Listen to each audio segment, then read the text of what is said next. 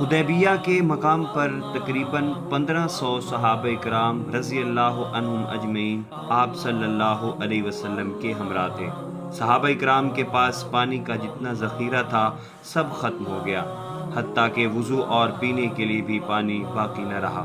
سب صحابہ کرام سخت پریشان ہوئے، لوگ پیاسے ہیں، جانور پیاسے ہیں، لیکن پورے قافلے میں پانی کا نام و نشان نہیں۔ صحابہ کرام نے رسول اللہ صلی اللہ علیہ وسلم کو ان حالات سے آگاہ فرمایا۔ آپ صلی اللہ علیہ وسلم نے ارشاد فرمایا کہ لشکر میں جتنا بھی پانی ہے لے آؤ۔